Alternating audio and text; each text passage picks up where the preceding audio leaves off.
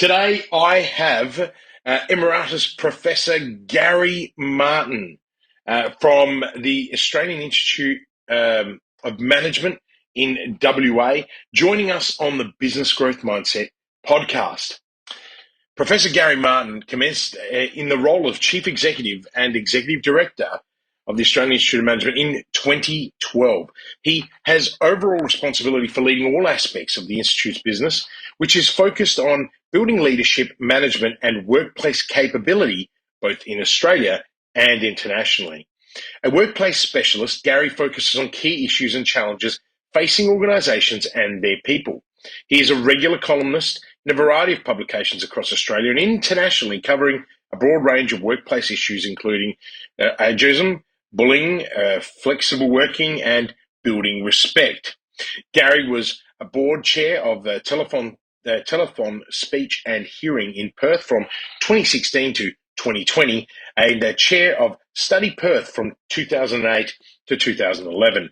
He now sits on the boards of the Council for the Ageing WA and Volunteering WA. A fellow of the Australian College of Educators, Gary is Emeritus Professor of Murdoch University's Business School and the Xinjiang University of Technology in China, as well as the Honorary Professor at Guangzhou University of Business Studies, China.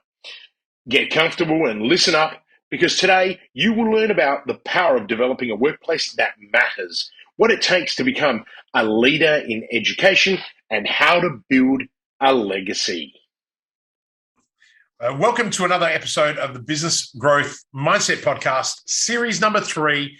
I'm your host, Christian Livolsi, and I am incredibly excited to welcome our guest and my friend, Professor Martin, on the show today. Gary, welcome. Thank you very much, Christian. I'm excited to be here too. I've been hoping that we could have a chat for some time, but we seem not to have been able to do that. So delighted that we're doing it right now. No, and look, we just had a little off-air discussion. As everybody knows on my podcast, I always love a chat.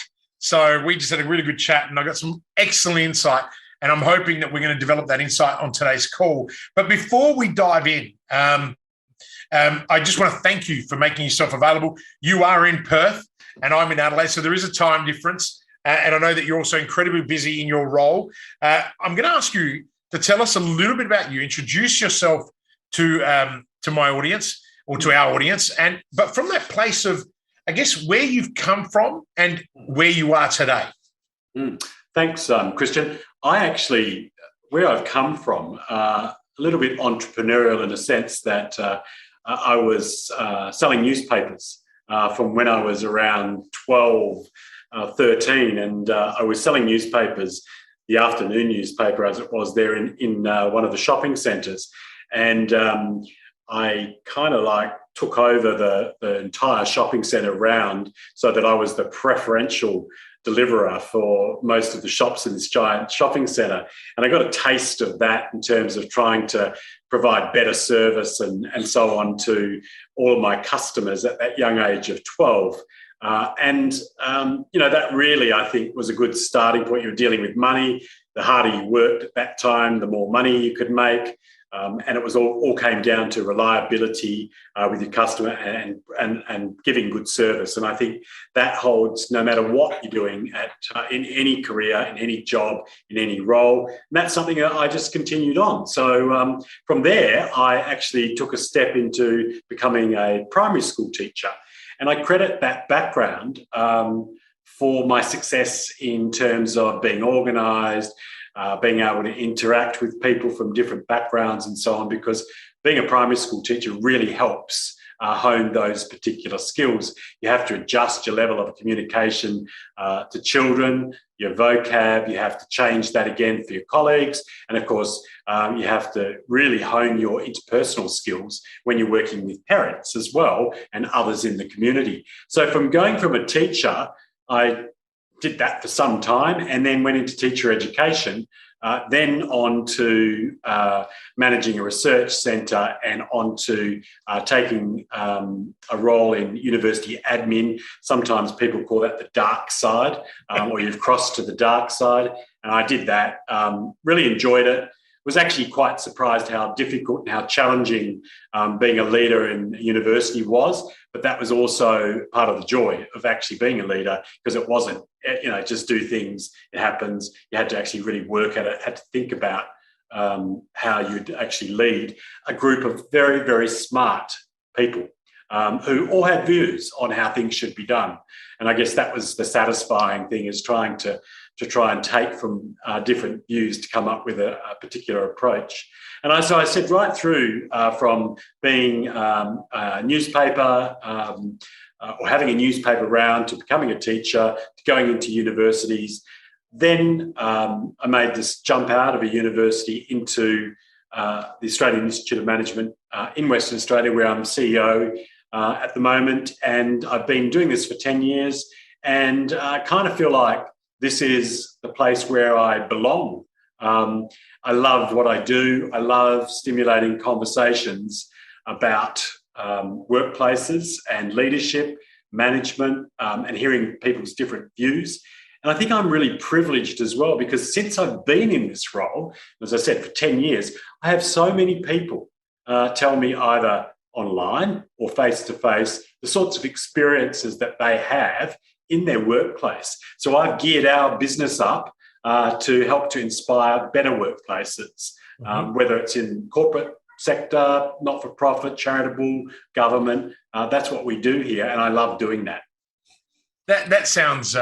I love that, inspiring better workplaces. And I mean, congratulations on your 10-year tenure.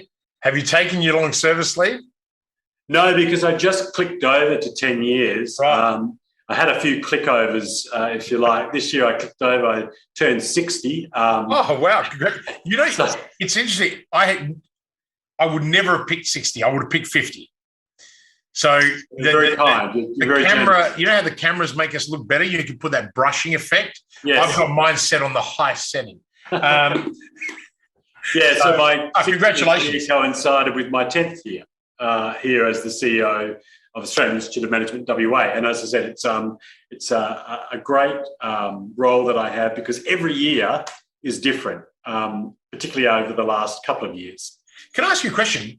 How many people does AIM, if I can just use the acronym, in WA, how many students do you put through as a collective, not depending on probably between 15,000 and 20,000 people per year. And that's because we have things like one-day courses through to, you can do a Master of Business Administration with us through the Australian Institute of Management Business School. So it's all up, it's around 20,000. But some of them only are spending, an afternoon with us, and some of them are spending a couple of years with us. So it does vary, but all up about 15,000. I guess it's the magnitude of the organisation. Like, it's still 15, 20,000 students coming through, whether it's a day or, or 2 or 3 year course. Yeah. It's still a significant number. And I mean, has that fluctuated? I mean, I don't know what the impact for you guys has been with COVID and international students of any kind. Have you been impacted by that as well? Yeah, look, we've been impacted right across the board. Not so much last year, but the year before, and that comes down to there were not people coming to us from overseas like they used to. When the people that come from overseas might come for a week intensive type of short course, leadership course. We had delegations that come to us, for a couple of weeks at a time. We've been doing a China oil and gas program funded by the government, where we used to have 60 odd Chinese oil and gas professionals come and spend 3 months with us, and they're not coming at the moment, obviously. So on the international front, yes, but even our local business, there were people working from home, and because people were working from home, they weren't getting out and about, and that includes doing training or learning and development stuff, unless it was virtual. And one of the most interesting things, though, was that when people did come back to do face-to-face, we still had virtual offerings as well as face-to-face offerings, but everybody wanted to come back to the face-to-face offerings, and a very small percentage of people did the virtual offerings. So, yes, our business did get impacted significantly, probably not last year, but the year before. because people were very cautious about going into these sorts of settings. Do you think you're a better organisation having gone through those challenges? Look, in lots of different ways, I think we are. We've been through a lot of change in the last few years anyway, from, I guess, changing in terms of how we structure our business, how we in fact rebuild our business. And that means not just looking at what extra products we have or what extra services that we have. We've also spent a lot of time looking at how we sell those products and services as well. So it's not a one-size-fits-all model when it comes to people buying. And I think that became very clear, that people not only have different needs in terms of what you have and what they want from you, but also in how you deliver it, but also how they buy it as well, whether they wanted to buy, a big block of training versus, just a tiny little bit to serve a particular purpose. So we have rethought a lot of what we've actually done. We've even expanded our professional membership as well, quite significantly. People's roles have changed here as well.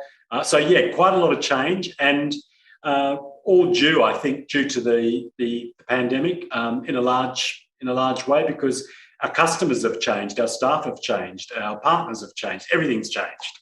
I mean, the reason why I asked that question, obviously, as a strategist and growth advisor, I've seen transformations, right? And the companies that have used this opportunity to transform, yes, have accelerated in growth. And it's really interesting because occasionally I hear from people who decided that, maybe I wasn't the right fit on their journey. And yes, then they're like, that was a really bad mistake we made. And I'm like, what do you mean? They said, well, all the things you told us to do, we just thought they were ridiculous, so we didn't do them. And I sat there and I said, so hang on, you didn't do any of the things that I gave you in that initial consultation, not one of them. He goes, no. I said, so how's your business now? Not good. And because I love giving value to people like you do. You put a lot of content out on LinkedIn. Both of us actually do. We sometimes saturate the platforms, but that's because we want to share, right? Like I want to share my knowledge with the world. There's no value in keeping it bottled up. And I think that's the wonderful thing about being an educator, rather than an academic. But I guess and I guess this is a follow-on question, Gary. What's the biggest challenge in your career that you have faced, or even maybe one that you're facing at the moment, right? And I guess, how have you tackled it, or how are you tackling it? Yeah, look, I've got a little. One of the challenges that we've faced, or I've faced, is when the pandemic hit here. It did cause a huge impact on our business, and that included letting a lot of people go, basically. And that was very challenging in itself. But at the same time as that, I had to actually provide for people that were left behind as well. I mean, if I give you an example of what happened with our business, is that when people stop coming through the door, there's no money coming in to pay all of the bills, and that includes salaries. So in a sense, I think that that was really challenging, because we did have to we lost about a third of our staff, which ended up, that sounds horrible, but it ended up being quite a good result, because it could have been a lot worse than that. Yeah. And I think the way that I was able to deal with those sorts of things, and I've taught this over a period of time, is you just can't overthink things. If you start to overthink things, then what happens is you'll do yourself a major disservice, and you'll spiral into negativity, or starting to question yourself about whether you did the right or the wrong thing. So overthinking things is really very dangerous. It doesn't mean you don't think. It means you think about things before you make decisions. You give it a little bit of reflection after you've you reflect a little bit on those decisions after when you witness the impact. But then if you continue on and overthink things, you spiral downwards, and that's not good for anyone, not good for yourself, not good for your business, and not good for the people that you actually work with. So I think there was an element of resilience to the situation, mainly because I applied this don't overthink, what happens if I did this, how would this have been different, how would that have been different, and trying to just accept and be comfortable with the decisions that you've made along the way and that you've already put a lot of thought into. So that was, pretty much how I dealt with that challenge, because nobody likes to say goodbye to people that they've been working with for, a long period of time. But that had to happen. Otherwise, we wouldn't be, here today. And, it's interesting.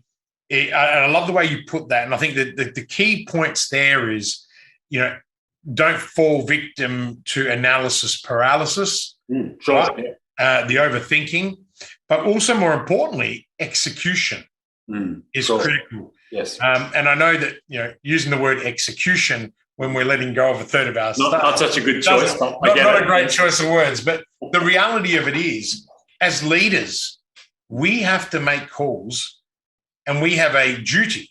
Right? I, as a professional chair and director, have a fiduciary responsibility or duty as well. And, the reality of it is, if we hadn't made those decisions, where would we be? And it wouldn't be pretty, right? So, and a lot of it, there wasn't a handbook that anyone could go to. And, a lot of people criticize governments, criticize politicians. And, I've kind of sat there and I've said to everyone, how would you have done it? At the end of the day, some calls can be questioned. Yes. And each premier in each state has been very different. Yes. I'm not going to get into politics. But I think everyone has to make a decision in that moment. And I think the danger is when you listen also to too many people. And that can happen. I'm assuming you've got a board that you report to. I do, yes. Yeah. So, they've got to discharge their duties. They've got to support you. Yes. They're relying on you as essentially their manager. That's right. To give them the advice. And, I saw so many people panic through that time. And I love the word, resilience. And, to me, everyone that knows me knows I had a field day during COVID because, I'm the guy you want in a difficult situation because I don't panic. I don't, having had my own fair share of failures in my life, the pandemic was a big one. And, I'm a chairman of a day hospital. So I had to deal with, vulnerable patients. Yeah. And people said to me, what's your position on vaccination? I said, well, let me tell you this. Before we even knew what was happening, I implemented a mandatory vaccination policy in the entire facility. Right? The CEO and I just went, nah, we've got cancer patients. And people looked at me and went, really? I said, doesn't matter what my opinion is. I've got the best interests of my patients and my staff that I've got to focus on. And I said, but let's go and talk to everyone and see what they think. And, amazingly, because of the environment we're in, a lot of people were like, hey, Christian, great decision. And, it's funny then, we had other hospitals coming to us for advice saying, why are you guys so far ahead of the game? We implemented mandatory rat testing in December. Yes. And for patients and all staff. And everyone was like, what are you doing? We wore the cost. So it was a huge cost. But, to keep our patients safe, we've got a very philosophy on that duty. And, our patients love us for that reason. And, and I sit there and I said to the CEO, I said, Lauren, you make really good calls. And she goes, oh, we're a good team. I said, when are we going to actually, I said this the other day, when are we going to actually stop doing rats? I said, it's becoming a bit of a burden on the finances, right? And she said, we'll do them as long as we have to. And I love that because the CEO is also the owner. So it's kind of this really interesting relationship. And what I love about her is money comes second, patients come first, and that's another value. And in your case, you had to protect the interests of the other 2/3 of team that were working there. And so, it's wonderful to hear that, and a challenge for all. Now, Gary, if I can, what should I ask you that I don't know enough to ask? I don't. I always look at people's work ethic, and there's a perception that we as leaders should be managing something like work-life balance, and I think I've got particular views on that, which I don't think you would necessarily understand.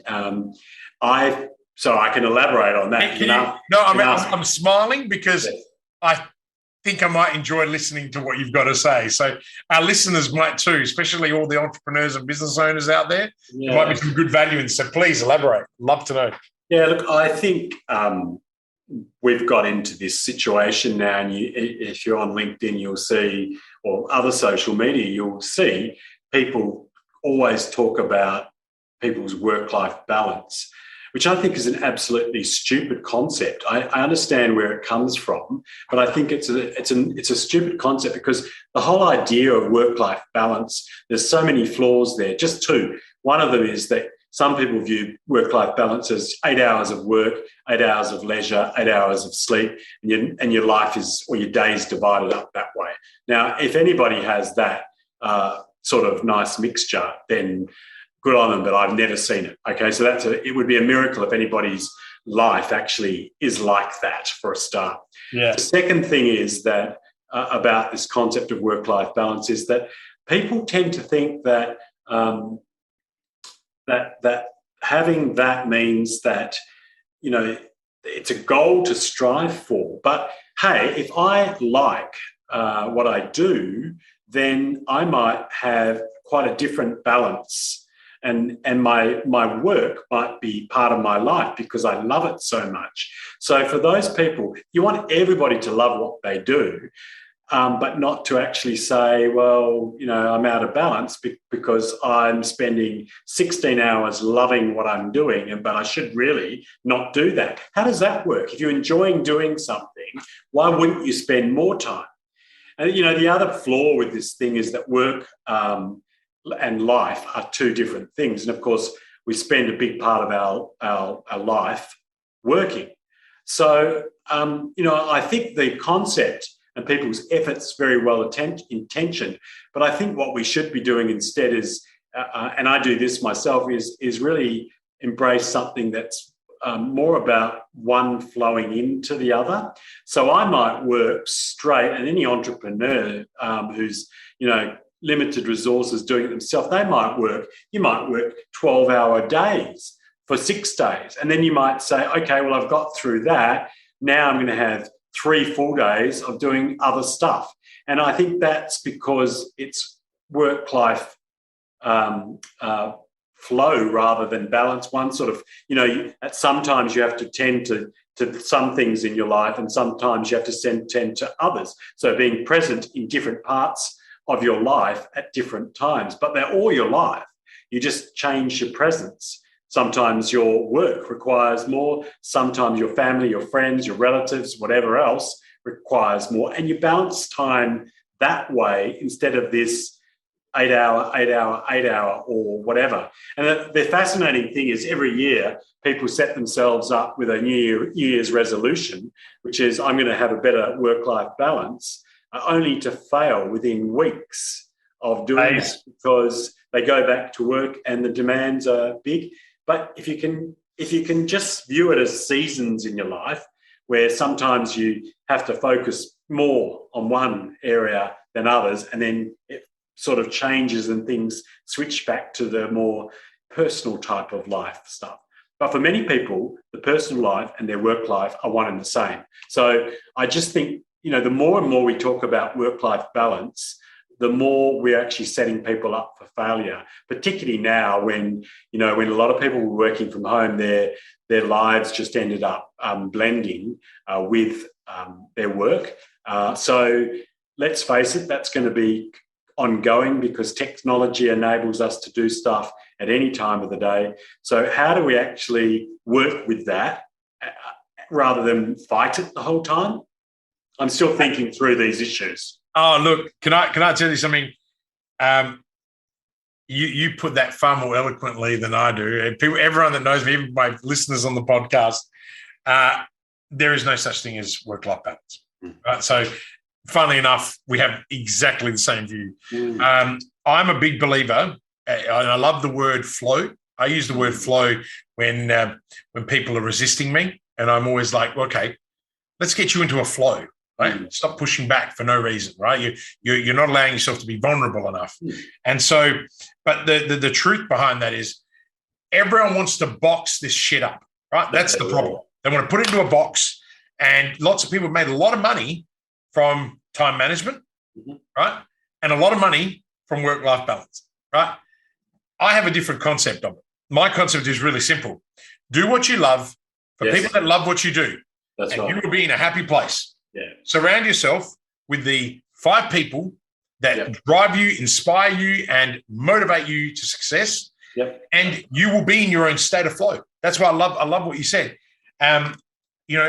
People always come to me and they're like, you work so much. I'm like, really?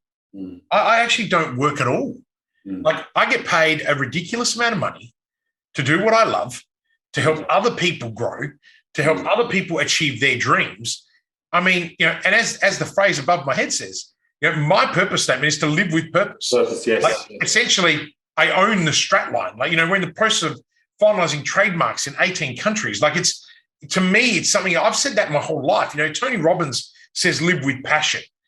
And I think sometimes when I must have heard a Tony Robbins cassette back in 90 cassette, by the way, younger listeners, is this thing with 2 little knobs on it that used to sit inside of a car. Gary and I definitely know what a cassette is. I used to be a concierge in Sydney. And every time a really nice car used to turn up, we'd say to the valet, listen, we're going to take that for a drive. And you wouldn't believe it.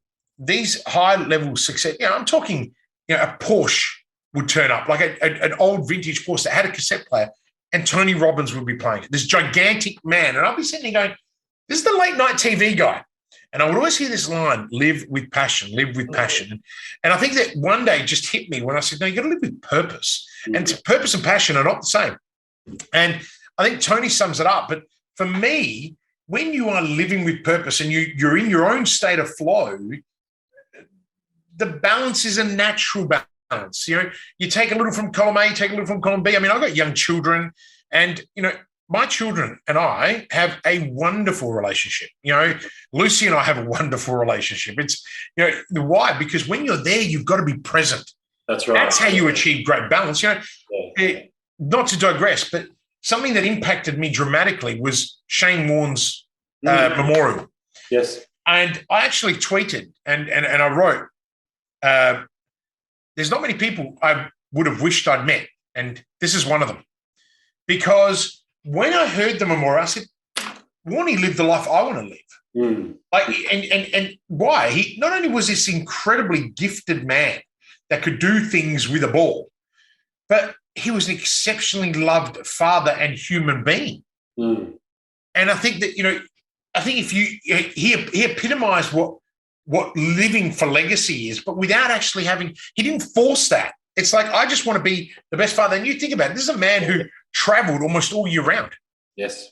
And for his children to adore him the way they did speaks volumes. Sure, he wasn't a great husband, right? And he admitted that, I think, in one of the tapes they showed. But the reality of it is, when you know what you're on this earth to do, and this is what I say to a lot of the executives that I work with, they're like, Christian, I came to you for business growth. You've totally transformed me as a human. And I'm like, mate, you were working in a job that was driving you crazy, a company you owned, because when you started it, you were in love with what you wanted to do. Yes. Then it became work. Yes. What I try and do is I try and transform people to make it's not work anymore. You got to love it. And sometimes you need, that independence, someone coming in over the top. I mean, you know this because you, as you said, you have the privilege, Gary, of working with so many people that are doing the MBAs, a lot of business owners, I would assume, come through AIM. That's the Australian Institute of Management in WA. And that's a privilege to get to serve these people and help them on their plight to, a greater life. So I love that you just added that. I mean, to me, that is the gold in this podcast today, is that work-life balance actually isn't a thing. It's what it is for you that matters. And just making sure you're driven by good values. Now, talking about customers or students in your case, tell me about a situation or a customer that touched your heart, and tell me about a customer that changed your business. I'd love to understand that.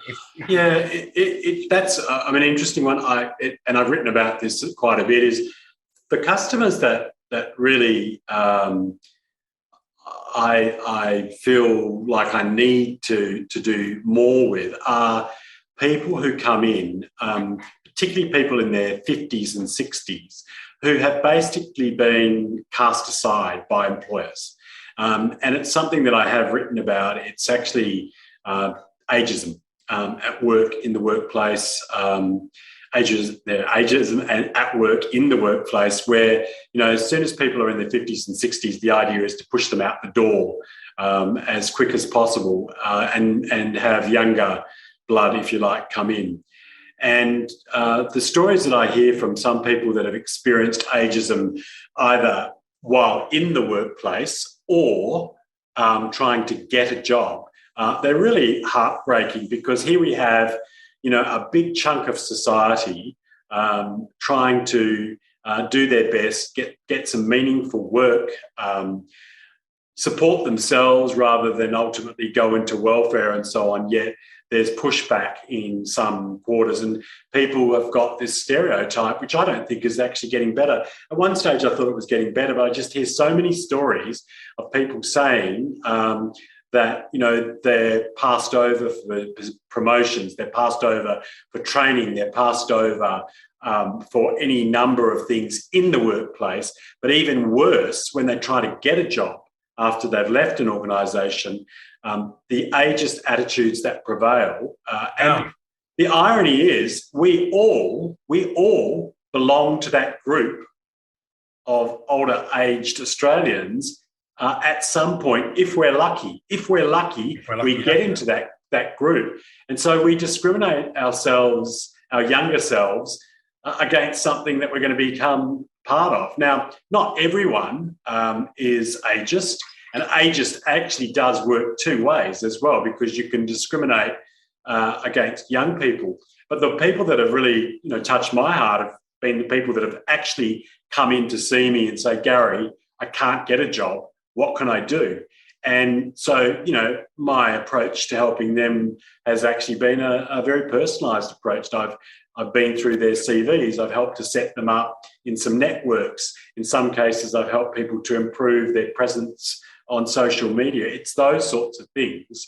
The irony of that is quite often they're not paying customers because they're unemployed, but they're clients, they're people at the end of the day. And that's a social. That's a social good, right? Like, we all do it. And I think that's really the ageist thing is a bit like the discrimination around gender, right? Like, yes, I've got a very, very strong view on this, and 85% of my clients are actually females. Mm-hmm. So it surprises people, because they're like, you're such an alpha and male, and then yet all your clients are women. And I said, not all, but 85%, the majority.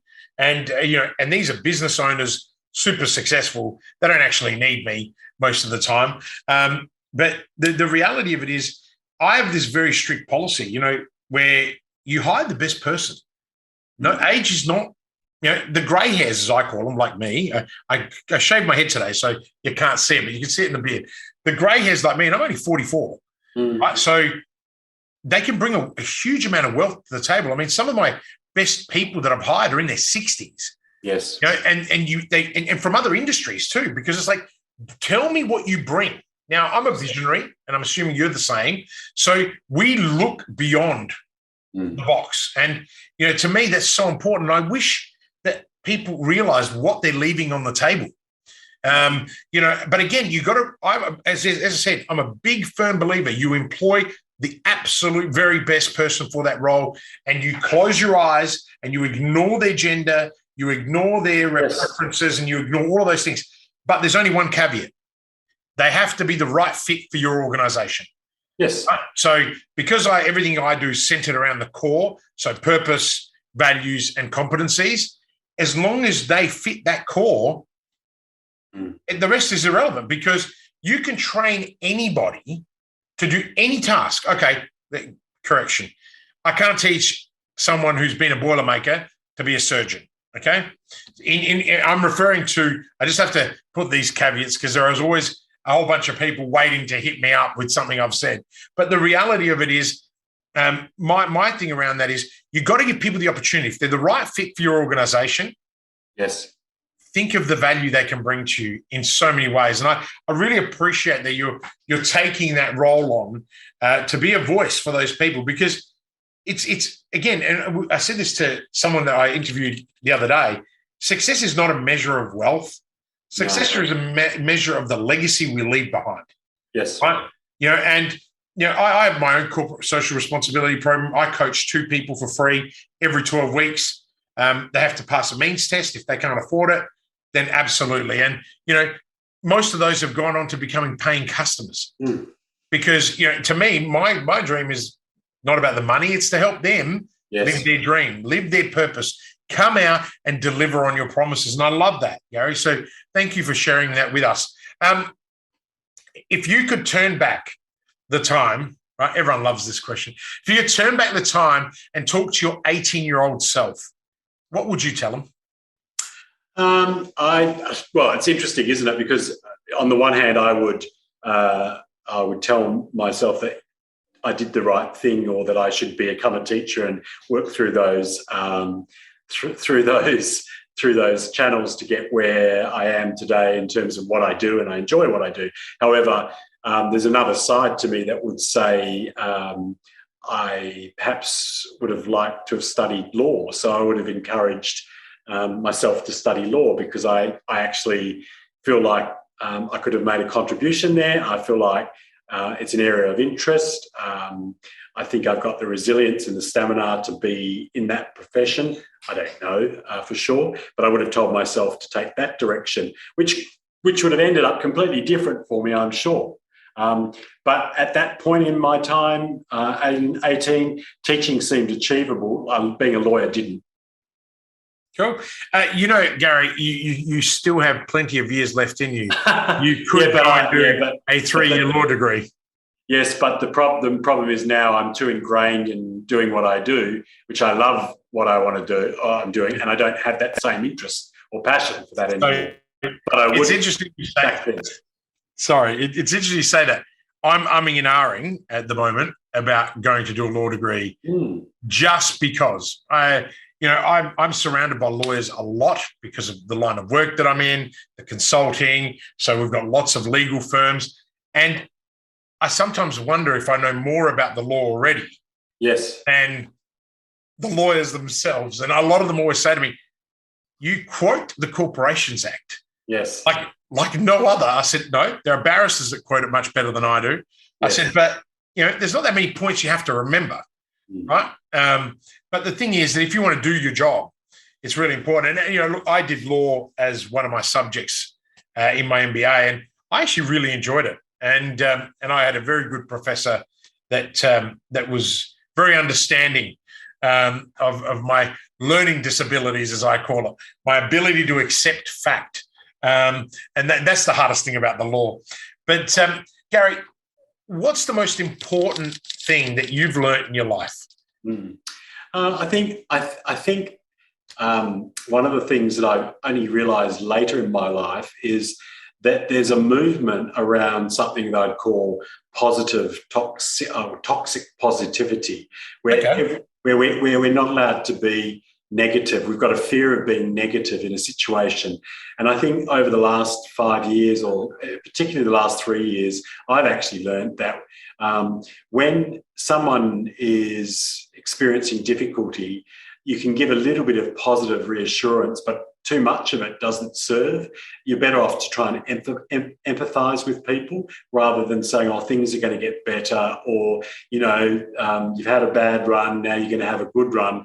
I don't sometimes think we say the right things when people are experiencing hardship, like you lose your job, the job that you love, and someone says, oh, there'll be another opportunity coming up for you, rather than at that time when someone tells you that, you say, oh, that must be really hard for you.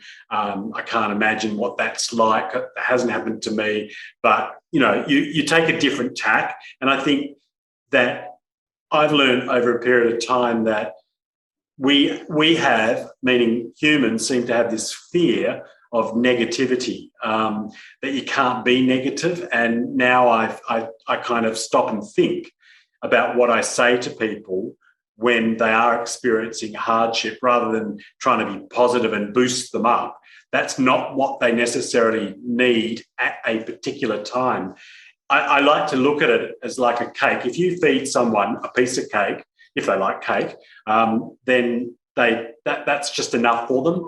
If you give them 2 pieces of cake or 2 pieces of positivity, then it starts to make them feel, like sluggish and no more. If you feed them the whole cake, then they're going to be sick. Okay, so it's too much. And so it's the same with positivity. You give them a slither and you empathise rather than trying to load them up on positivity. They don't need false hope at that particular time because you don't know where the future lies, but they need empathy. And I think empathy is underrated in many situations. It's funny, when you were saying that, I just wrote the word empathy. As soon as you said toxic positivity, I wrote the word empathy, because I actually, reflecting on my time at the university, that was a really big area, particularly in startup land when I was the entrepreneur in resident. And that was actually something I learned in my MBA. Yes. So it was one. I'm pretty sure it was under the leadership, and it was. I found that really interesting, because I was like, hang on a second, you're telling me that I actually can help someone acknowledge their situation, yes, and comfort them in the acknowledgement without me saying I understand, yes, right? Yeah. And then actually smack them between the eyeballs on reality, yes, and then hopefully find a path for them to move forward. And I remember my professor looking at me going, I just love the way you just make that so challenging. And I said, wow, this is kind of cool. Like, demonstrate empathy, right? Don't feel sorry for them. They're not victims, right? Shit's real. Yes. And then move on. And I love the way you put that. So thank you again for sharing that. Now, we're almost out of time. You have a busy schedule. So I'm going to ask you 5, what I call the fast 5 in 5. Yes. Unfortunately, here you can't demonstrate your academic pronouns, because I need you to do it quickly. So what makes you feel inspired?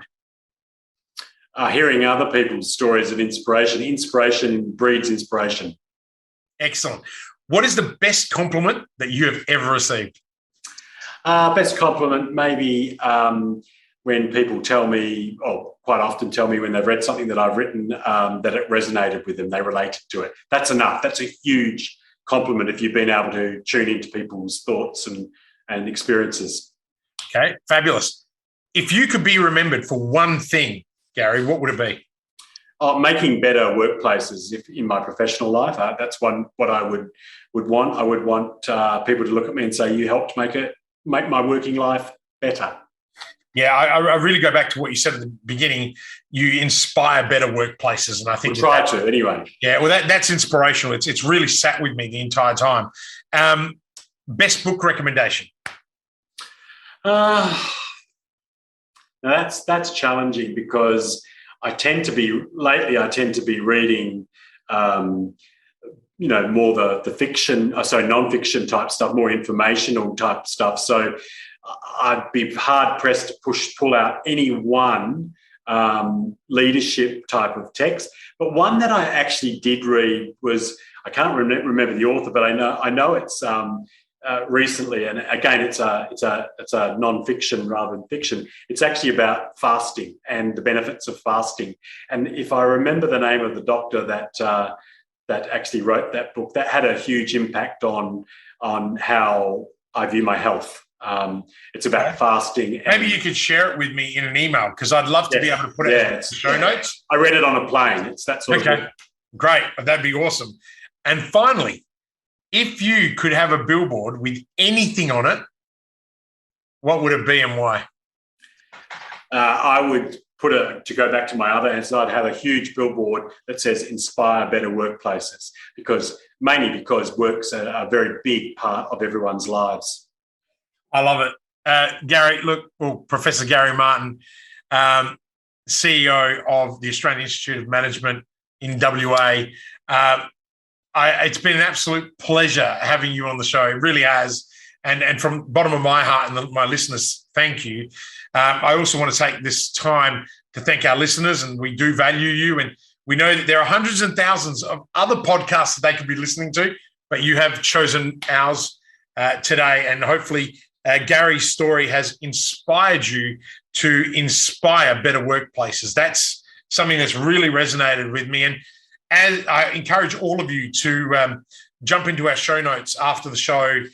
Gary's URL for LinkedIn will be there. He's a hugely a top voice in 2018. You write, I think you've published like 160 articles. You now know that if you want to get Gary's attention, all you have to do is tell him that you love his writing, and it actually has resonated with you. Resonate. Yes. Yeah. So if you start seeing my name all over Gary's wall, that is going to be the phrase that I'll be writing.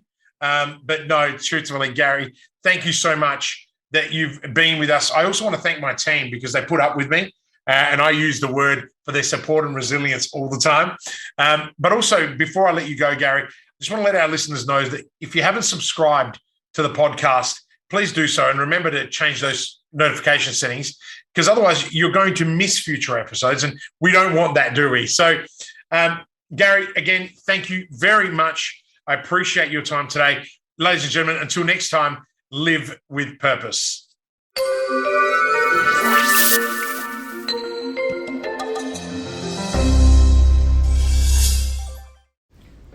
Are you ready to start taking action on your business? Would you like to spend more time with your family? Then call 1300-643-229 and start building momentum right now. I know you're busy. In fact, you are so busy that you don't have time to work on your business or yourself. Often tossing and turning at night, worrying about the how-tos and the cash flow. How on earth can you possibly get off the hamster wheel so that you can take a helicopter view to see where you'll be in 90 days, 1 year, or 3 years from now? In this program, I will take you from sleepless nights to blissful sleep. You'll have more time with your family, and you will have the clarity and direction so you can grow and flourish. Call 1300-643-229 now and start building momentum.